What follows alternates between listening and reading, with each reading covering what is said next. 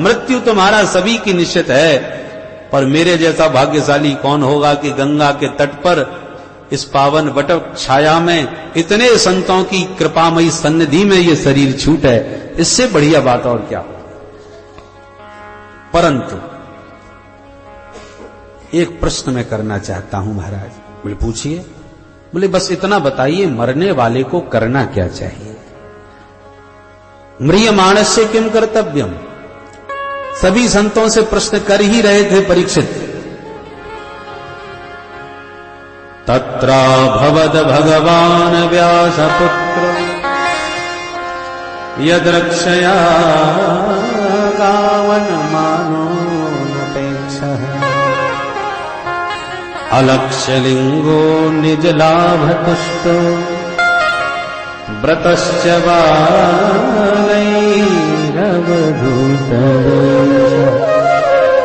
उसी क्षण भगवान प्रकट हो गए। बोलो सुखदेव भगवान की जय। सौनक जी बोले कौन से भगवान प्रकट हुए? बोले तत्रा भवत भगवान व्यासपुत्र है। अपने भक्त की रक्षा करने के लिए भगवान ही व्यासनंदन सुखदेव बन के प्रकट हो गए। आवश्यक नहीं भगवान आपके सामने मुरली मनोहर बन के ही आएंगे कि धनुर्धारी राम जी बन के ही आएंगे। न जाने कहीं वेश में नारायण मिल जाएं। अनेक रूप रूपाय विष्णवे प्रभ विष्णवे। वह परमात्मा किसी भी रूप में आपके सन्मुख आ सकता है। आपकी आंख में उसको देखने और पहचानने की शक्ति होना चाहिए। परमात्मा आ भी गया और दृष्टि में योग्यता नहीं है तो परमात्मा को भी पहचान नहीं सकोगे। सुग्रीव के सन्मुख राम जी आ रहे थे, मित्रता करने आ रहे थे, और सुग्रीव ने जब राम जी को देखा तो उसे लगा कि कोई शत्रु आ रहा है, बाली ने भिजवाया है मुझे पकड़वाने के लिए। हनुमान मैं तो भागा। हनुमान जी बोले इतनी जल्दी मत भागो, जरा मैं भी तो देख लूं। हाँ तुम जाके देखो, तुम जो कहोगे सो मानूंगा, नहीं मुझे तो ये शत्रु लग रहा है। पठे बाली होए मन मेला भागो तुरंत तजो यह सैला। अब बताइए परमात्मा आ रहे हैं और सुग्रीव भागने की योजना बना रहे हैं शत्रु समझ करके। तो परमात्मा साक्षात भी आ जाए तो भी जीव पहचान नहीं सकता। कब तक? जब तक किसी श्रेष्ठ संत का सानिध्य न हो। परम संत श्री हनुमंत लाल जी थे, इसलिए हनुमान जी ने राम जी को लाके सुग्रीव से मिला दिया, नहीं तो सुग्रीव तो भाग खड़ा था। ऐसे ही किसी श्रेष्ठ सदगुरु का सानिध्य मिल गया तो परमात्मा को पहचान सकोगे, नहीं परमात्मा भी आ जाए तो शत्रु समझ के भाग जाओ। आज सुखदेव महाप्रभु के रूप में साक्षात प्रभु अपने भक्त परीक्षित का कल्याण करने के लिए पधारे हैं। कैसे हैं सुखदेव जी? अलक्ष्यलिंगो निज लाभ तुष्टो व्रतस्य बालैरवधूतवेश। अलक्ष्यलिंगः स्त्री पुरुष भेद रहता है। सुखदेव जी को यह ज्ञान ही नहीं है कि स्त्री और पुरुष किसे कहते हैं। सिय राम मैं सब जग जान।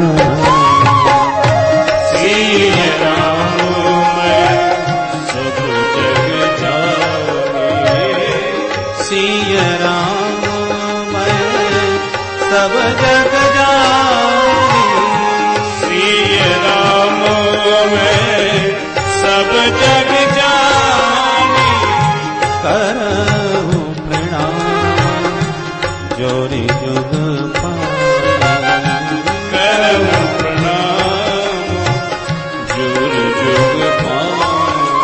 करहूं प्रणाम जोरी जुग पानी। करहूं प्रणाम जुग जुग पानी। सारे जगत में अपने जगन्नाथ को जानते हैं, देखते हैं, इसलिए सब में अपने प्रभु का दर्शन करने के नाते कौन अपना कौन पराया, कौन मित्र कौन शत्रु, अजात शत्रु परमहंस सुखदेव जी। अलक्ष्यलिंगः निजलाभ तुष्टः। निजाभ्याम श्री राधा कृष्णाभ्याम तयोः दर्शन एव लाभः तेषां संतुष्टः निज लाभ तुष्टः। अपने हृदय भवन में श्री प्रिया प्रीतम की युगल झांकी नित्य निहारते रहते हैं, इसलिए अपने भीतर से बाहर इनकी दृष्टि जाती ही नहीं। अरे बाहर की तो छोड़ो, अपने तन पर भी दृष्टि नहीं, नग्नावस्था में घूम रहे। अवधूत वेश दिगंबरम वक्त विकीर्ण केसम, घुंघराली अलकावलियां हैं। 16 वर्ष की अवस्था, 16 वर्षीय सुखदेव जी। तम 20 वर्षम सुकुमार पाद, अष्टद्वि वर्षम। सूत जी की शब्द शैली देखिए, ये नहीं कहा 16 साल के। कितनी उम्र है सुखदेव जी की? बोले अष्टद्वि, 8 दूनी।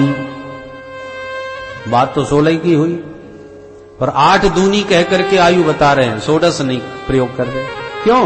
बोले 16 वर्ष की अवस्था में तो बहुत सारे विकार उत्पन्न हो जाते हैं भीतर, परंतु सुखदेव जी हैं एकदम निर्विकार। इसलिए सूत जी कहना चाहते हैं उम्र भले ही 16 साल की हो गई, पर स्वभाव तो 8 वर्षों के बच्चों जैसा है।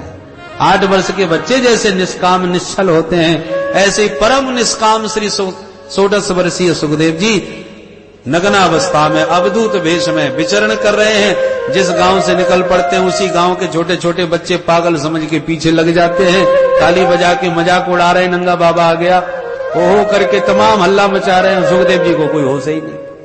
कई सुंदरियां इनके सौंदर्य पर विमुग्ध होकर के इनके पीछे लग जाती हैं। तो कोई हमें अनुराग से देख रहा है, तो कोई हमारा उपहास कर रहा है। सुखदेव जी को दोनों में से किसी से मतलब नहीं। निज लाभ तुष्ट, वो तो अपने निजानंद में इतने मस्त हैं कि बाहर इनका ध्यान जाता ही नहीं। ऐसे 16 वर्षीय सुखदेव जी का सुभागमन जैसे इस बटत छाया के पास हुआ, तो जितने संत बैठे थे परीक्षित को घेर कर सब उठ करके खड़े हो गए।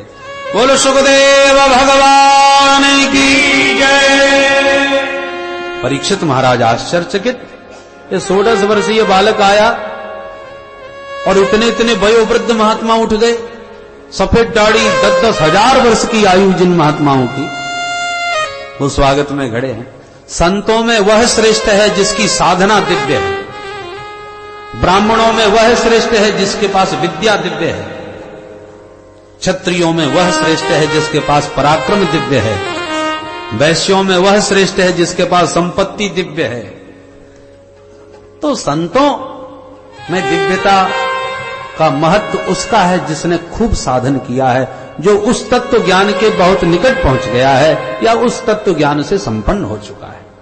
जिसकी जितनी ऊंची स्थिति वो उतना ही श्रेष्ठ। तो अवस्था 16 साल की है पर स्थिति बहुत ऊंची है, इसलिए सारे संत उठ के खड़े हो गए।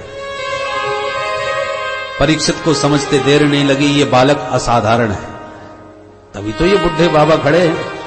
तुरंत परीक्षित महाराज ने भी साष्टांग दंडवत किया सुखदेव जी के चरणों में। अब छोटे छोटे बच्चे जो सुखदेव बाबा को पागल बाबा समझ के पीछे लगे हुए थे, वो सब भौचक्के से आंखें फाड़ के देख रहे हैं, हे भगवान, इस पागल से बच्चे को हमारे चक्रवर्ती सम्राट राजा दंडवत कर रहे हैं। इतने इतने बुढ़े इसको हाथ जोड़ करके प्रणाम कर रहे हैं खड़े होकर।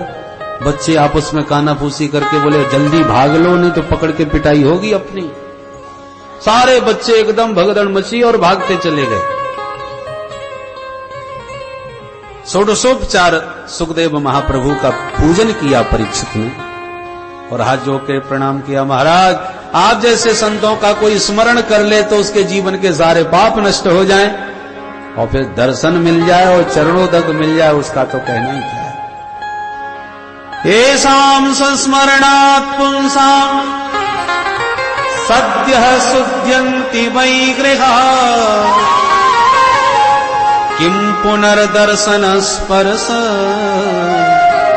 पाद शौचासना।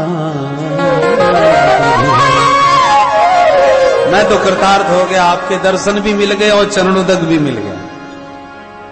बस एक ही प्रश्न आपके चरणों में निवेदन करूंगा। अतः पृच्छामि संसिद्धिं योगिनां परमं गुरुं पुरुषस्य यत्कार्यं म्रियमाणस्य सर्वथा।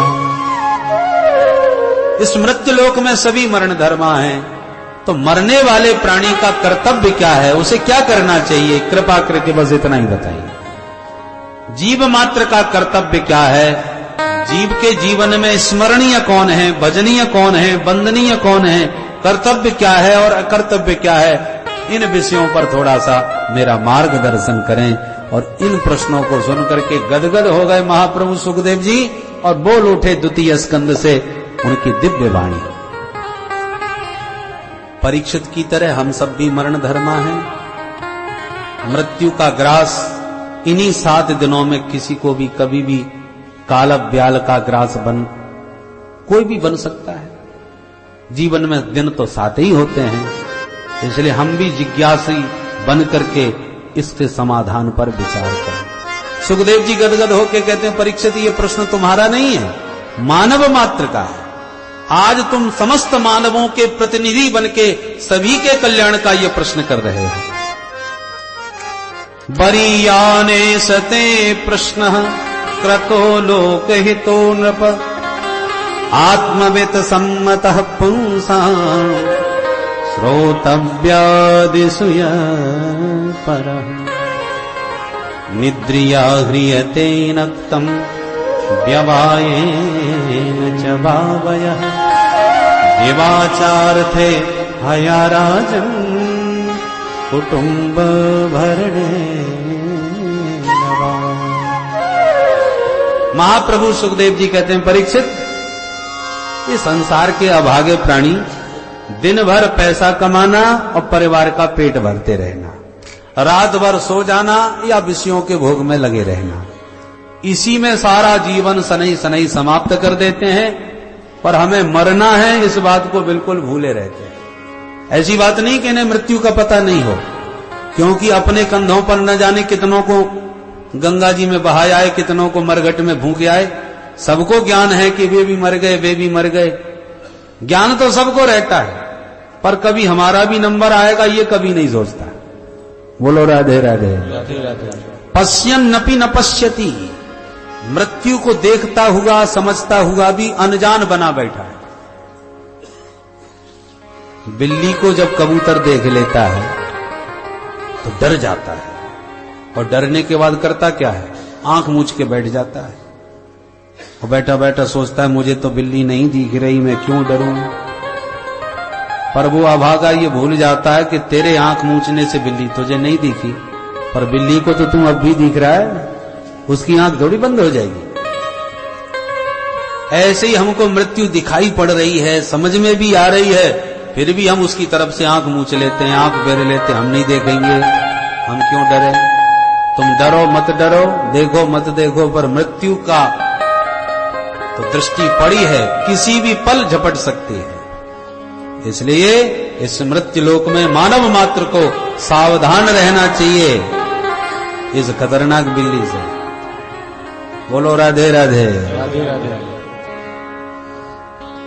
जब कोई मरता है और हम लोग जाके मरघट में उसे फूंकते हैं और उसकी जब चिता जलती है तो कुछ पल के लिए तो लोगों को वैराग्य चढ़ता है, भैया सब झूठा, रात में इतना हंस हंस के बातें कर रहा था और सवेरे पता चला गया, 1 मिनट का भरोसा नहीं जिंदगी का।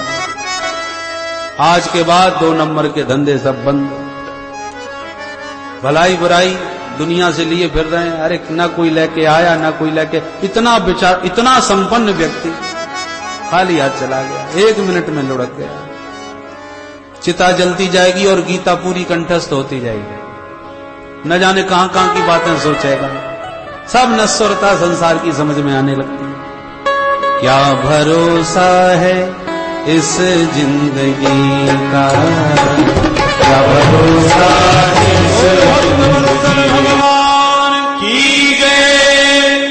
श्रीमद्भागवत महापुराण की जय। श्री सुखदेव जी महाराज की जय। गंगा मैया की जय। भक्त वत्सल भगवान की जय।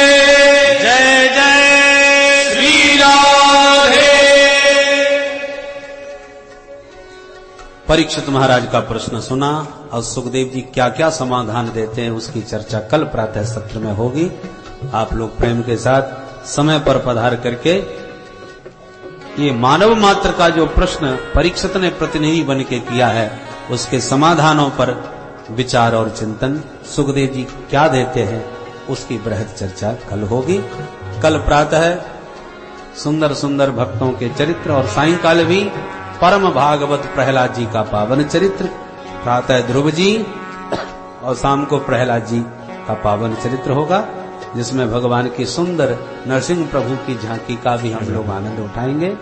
बोल भक्त वत्सल भगवान की जय।